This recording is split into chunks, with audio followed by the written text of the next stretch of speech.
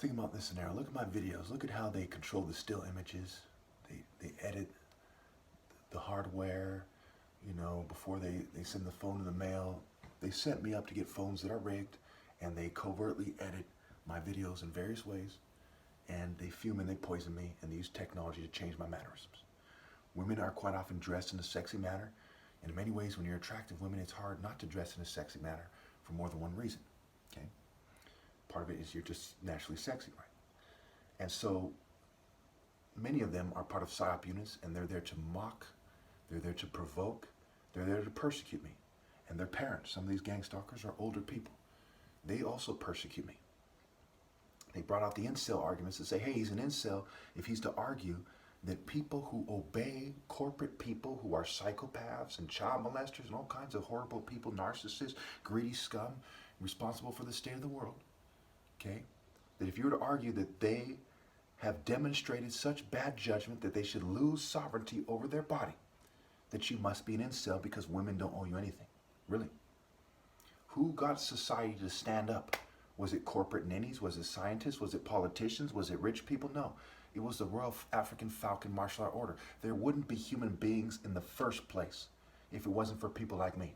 Even in the Bible, right? Nimrod was a mighty hunter before the Lord, and he founded Babylon, right? And it became Babylon the Great. It was only later when women kept multiplying the unfaithful among men that Babylon became this horrible place with evil spirits, and it fell, okay?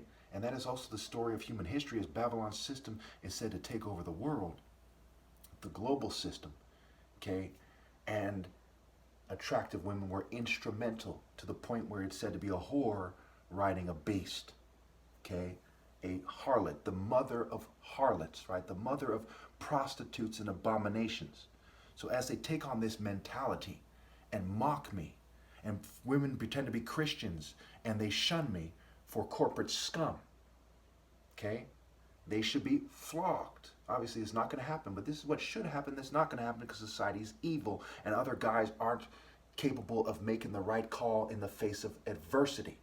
They chose to serve the devil and to play stupid about who I am and to continue on their paths if they don't know who I am, instead of do what is morally precise relative to their circumstances at least, and they could not do it.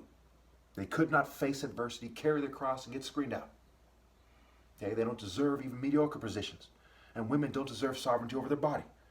I deserve absolute power, and in the afterlife, I'm going to get absolute power over humanity. Like in the Bible says, everything that God owns in regards to humanity belongs to the Messiah. I am the right hand of God. God put me in charge of it.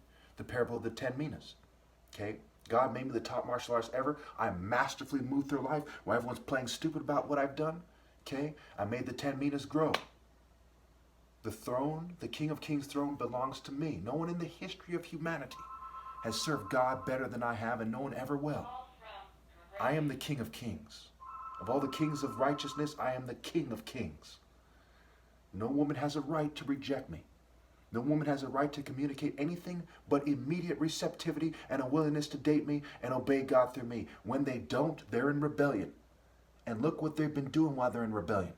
They've been multiplying the George Bushes and the Bezos and the unfaithful among men, these arrogant cowards in the governing class who insist that they rule over God's Son. And that's pathetic. They insist on starving 9 million people to death every year so they can feel empowered with their shadow psychology and chaos magic and stupid childish activities like that. They insist on covering up the image of God so they can pretend that white people and Jews are superior, when all throughout American history we perceive Asians and wise Africans and Middle Easterners as the smartest people in the world, not whites and Jews.